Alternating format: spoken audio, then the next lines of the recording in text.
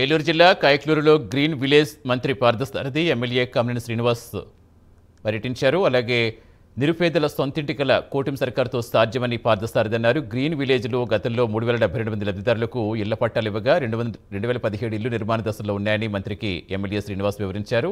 మిగిలిన ఇళ్ల నిర్మాణాలు పూర్తి చేసేందుకు అన్ని చర్యలు తీసుకుంటామని మంత్రి హామీ ఇచ్చారు.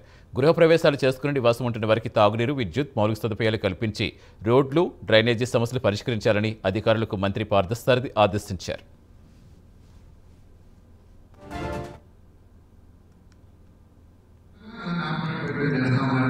గతంలో కూడా మరి సింగపూర్ గవర్నమెంట్ మన రాష్ట్రంలో మరి అనేక విధాలుగా పెట్టుబడులు పెట్టడానికి ముందుకు వస్తే వాళ్ళని భయానక పరిస్థితిని సృష్టించి వాళ్ళందరూ కూడా పారిశ్రామికవేత్తలందరూ కూడా పాల్గొనే విధంగా గత ప్రభుత్వం పనితీరు ప్రజలు కూడా గుర్తించాలని చెప్పేసి మనం చేస్తారు.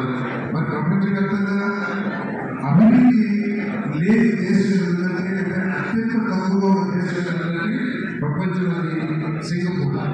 ఆ సింగపూర్ మీద కూడా అవినీతి ముందు వేసేసి ఆ సింగపూర్ మన రాష్ట్రాన్ని చూడకుండా, మన రాష్ట్రంలో పెట్టుబడులు పెట్టుకోకుండా, పెట్టాలని ప్లాన్ చేసి పెట్టుబడులు కూడా వెనక్కి తీసుకుని వెళ్ళిపోయి రాష్ట్రానికి చాలా తీవ్ర నష్టం చేసినట్టు విషయాన్ని మనం చేస్తాం. ఏ ప్రయత్నం చేసినా అవకాశం